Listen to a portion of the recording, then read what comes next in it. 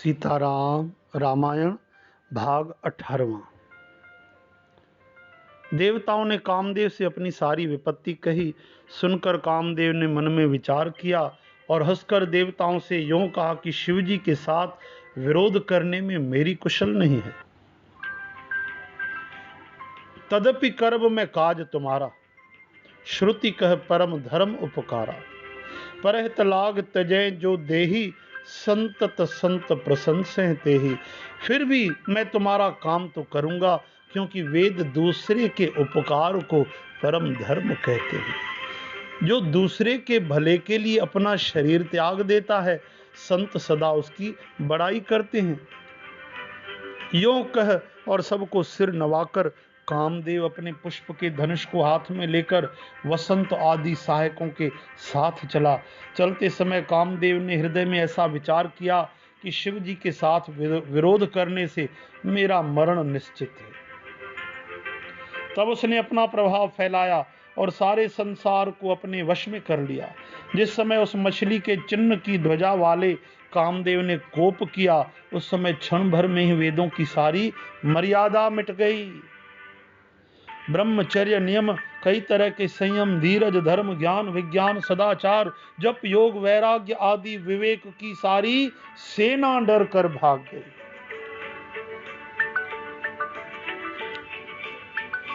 और विवेक अपने सहायकों सहित भाग गया। उसके योद्धा रणभूमि से पीठ दिखा गए। उस समय वे सब सदग्रंथ रूपी पर्वत की कंदराओं में छिप गए। इसका अर्थ ज्ञान, वैराग्य, संयम, नियम, सदाचार आदि ग्रंथों में ही लिखे रह गए, उनका आचरण छूट गया। श्री राम। जैसे हम कितने पढ़ते हैं, संयम के वचन पढ़ते हैं गीता, भागवत में, रामायण में, ऐसा नहीं करना चाहिए, ऐसे करना चाहिए, लेकिन उस समय बहुत अच्छा लगता है कि हम बिल्कुल नहीं करेंगे। लेकिन जैसे ही बाहर निकलते हैं फिर काम में फंस जाते हैं, गुस्सा भी आ जाता है, लोभ भी आ जाता है। हो रघुनाथ जी की शरण ले, सीतापति हे राधापति, प्रभु कृपा करें। श्री राम। सारे जगत में खलबली मच गई और सब कहने लगे, हे विधाता, अब क्या होने वाला है? हमारी रक्षा कौन करेगा? ऐसा दो सिर वाला कौन है जिसके लिए रति के पति कामदेव को कोप करके हाथ में धनुष बाण उठाया है?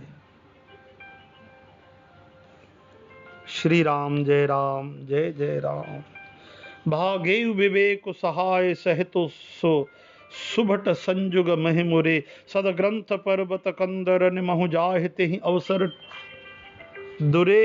हो निहार का करतार को रखवार, जग खर भरु परा। दे माथ कहीं रति नाथ, जेहि कहूँ कोप कर धनु सरुधरा। जगत में स्त्री पुरुष संज्ञा वाले जितने चर अचर प्राणी थे, वे सब अपनी अपनी मर्यादा छोड़कर काम के वश हो गए। जे सजीव जग अचर चर, नारी पुरुष अस नाम, ते निज निज मर्याद तज, भय सकल बस काम सियावर रामचंद्र की जय। सबके हृदय में काम की इच्छा हो गई। लताओं बेलों को देखकर वृक्षों की डालियां झुकने लगी। नदियां उमड़ उमड़ कर समुद्र की ओर दौड़ी। ताल तलैयां भी आपस में संगम मिलने जुलने लगी। जब जड़ वृक्ष नदी आदि की यह दशा कही गई, तब चेतन जीवों की करनी कौन कह सकता है? आकाश, जल और धरती पर घूमने वाले सारे पशु पक्षी समय भुलाकर काम के वश हो गए। सब लोग काम में अंधे होकर व्याकुल हो गए। चकवा चकवी रात दिन नहीं देखते। देव, दैत्य, मनुष्य, किन्नर, सर्प, प्रेत, पिशाच, भूत, बेताल, ये तो सदा ही काम के गुलाम हैं। हरे कृष्ण। यह समझकर मैंने इनकी दशा का वर्णन नहीं किया। सिद्ध विरक्त महामुनि और महान योगी भी काम के वश होकर योग रहित या स्त्री के विरही हो गए। जब योगीश्वर और तपस्वी भी काम के वश हो गए, तब पापी इंसानों की कौन कहे। जो सभी चराचर जगत को ब्रह्म में देखते थे, वे अब उसे स्त्री में देखने लगे। स्त्रियां सारे संसार को पुरुष में देखने लगी और पुरुष उसे स्त्री में देखने लगे।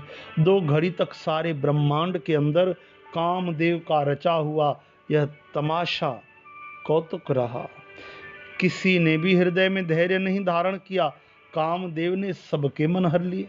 श्री रघुनाथ जी, राम जी ने जिनकी रक्षा की, केवल वे ही उस समय बचे रहे। राम सीताराम धरी न काहूं धीर, सबके मन मन सिज हरे, जे राखे रघुबीर, ते उबरे तेहि काल मोह।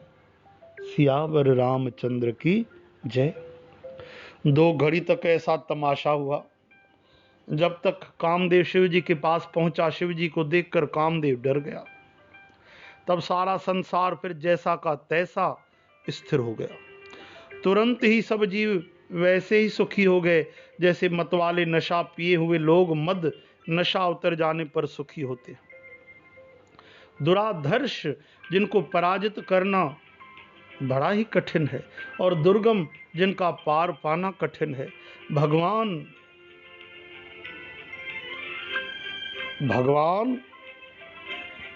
संपूर्ण ऐश्वर्य, धर्म, यश, श्री, ज्ञान और वैराग्य रूप, ये 6 ईश्वरीय गुणों से युक्त भगवान रुद्र महाभयंकर शिव जी को देखकर कामदेव भयभीत हो गया। रुद्र ही देख मदन भय माना, दुराधर्ष दुर्गम भगवाना, फिरत लाज कछु कर नहीं जाई, मरण उठान मन रचिस उपाय। लौट जाने में लज्जा मालूम होती है और करते कुछ बनता नहीं। आखिर मन में मरने का निश्चय करके उसने उपाय रचा। तुरंत ही सुंदर ऋतुराज वसंत को प्रकट किया। फूले हुए नए नए वृक्षों की कतारें शोभा देने लगी। वन उपवन बावली तालाब सब दिशाओं के विभाग परम सुंदर हो गए। जहां तहां मानो प्रेम उमड़ रहा है, जिसे देखकर मरे मनों में भी कामदेव जाग उठा।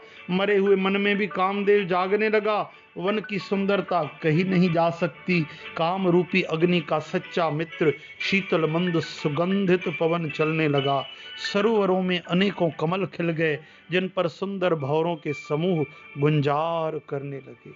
राजहंस, कोयल और तोते रसीली बोली बोलने लगे और अप्सराएं गा गा कर नाचने लगी। कामदेव ने अपनी सेना समेत करोड़ों प्रकार की सब कलाएं उपाय किए और करके हार गया, पर शिव जी की अचल समाधि न डिगी। तब कामदेव क्रोधित हो उठा। सकल कला करी कोट विद हारें, सेन समेत चली न अचल समाधि, शिव कोपेऊ हृदय निकेत। सियावर रामचंद्र की जय। आम के वृक्ष की एक सुंदर डाली देखकर मन में क्रोध से भरा हुआ कामदेव उस पर चढ़ गया। उसने पुष्प धनुष पर अपने 5 बाण चढ़ाए। अत्यंत क्रोध से लक्ष्य की ओर ताक कर उन्हें कान तक तान लिया। कामदेव ने तीक्ष्ण 5 बाण छोड़े जो शिवजी के हृदय में लगे। तब उनकी समाधि टूट गई और वे जाग गए। ईश्वर शिवजी के मन में बहुत क्षोभ हुआ। उन्होंने आंखें खोलकर सब ओर देखा। छाड़े विषम बिसिख उर लागे, छूटी समाधि शंभु तब जागे। भयों ईस मन क्षोभ विशेषी, नयन उघार सकल दिस देखी। जब आम के पत्तों में छिपे हुए कामदेव को देखा तो उन्हें बड़ा क्रोध हुआ। सौरभ पल्लव मदन बिलोका, भयों कोप कंपेउ त्रैलोका, जिससे तीनों लोक कांप उठे। तब शिवती सर नयन उघारा, चित्वत काम भयो जर छारा। तब शिवजी ने तीसरा नेत्र खोला। उनके देखते ही कामदेव जलकर भस्म हो गया। हर हर महादेव, हर हर महादेव, हर हर महादेव। श्री राम, जय राम, जय जय राम। सीताराम, सीताराम। फिर जगत में बड़ा हाहाकार मच गया। देवता डर गए, दैत्य सुखी हुए। भोगी लोग काम सुख को याद करके चिंता करने लगे और साधक योगी निष्कंटक हो गए। योगी निष्कंटक हो गए। कामदेव की स्त्री रति अपने पति की यह दशा सुनते ही मूर्छित हो गई। रोती चिल्लाती तरह तरह से करुणा करती हुई शिव जी के पास गई। अत्यंत प्रेम के साथ अनेकों प्रकार से विनती करके हाथ जोड़कर सामने खड़ी हो गई। शीघ्र प्रसन्न होने वाले कृपालु शिव जी अबला असहाया स्त्री को देखकर सुंदर वचन बोले, सांत्वना देने लगे। हे रति, अब से तेरे स्वामी का नाम अनंग होगा। वह बिना ही शरीर के सबको व्यापेगा। अब तू अपने पति से मिलने की बात सुन। अनंग, बिना अंगों का। अब ते रति तव नाथ कर होए हैं नाम अनंग। बिन बपु व्यापे हैं सब हैं पुण्य सुन निज मिलन। प्रसंग सियावर रामचंद्र की जय। श्री राम, जय राम, जय जय राम। जब पृथ्वी के बड़े भारी भार को उतारने के लिए यदुवंश में श्री कृष्ण का अवतार होगा, तब तेरा पति उनके पुत्र प्रद्युम्न के रूप में उत्पन्न होगा। मेरा यह वचन अन्यथा नहीं होगा। जब यदुवंश कृष्ण अवतारा, होए हैं हरन महामहि भारा। कृष्ण तनय होए हैं पति तोरा, वचन अन्यथा होए न मोरा। शिव जी के वचन सुनकर रति चली गई। अब दूसरी कथा बखान कर विस्तार से कहता हूं। ब्रह्मा आदि देवताओं ने ये सब समाचार सुने तो वे वैकुंठ को चले। फिर वहां से विष्णु ब्रह्मा सहित सब देवता वहां गए जहां कृपा के धाम शिव जी थे। उन सब ने शिव जी की अलग अलग स्तुति की। तब शशि भूषण चंद्रमा को आभूषण की तरह पहनने वाले शिव जी प्रसन्न हो गए।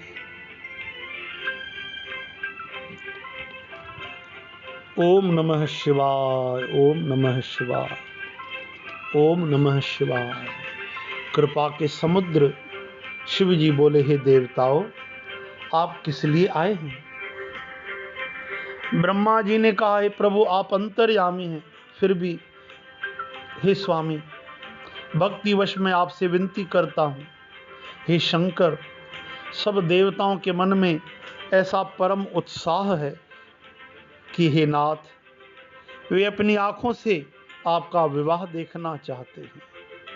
सकल सुरन के हृदय अस शंकर परम उत्साह, निज नयनन देखा चहे नाथ तुम्हार विवाह। सियावर रामचंद्र की जय। श्री राम, जय राम, जय जय राम। श्री राम, जय राम, जय जय राम। आगे आप श्रवण कीजिए 19वां भाग। सीताराम, सीताराम।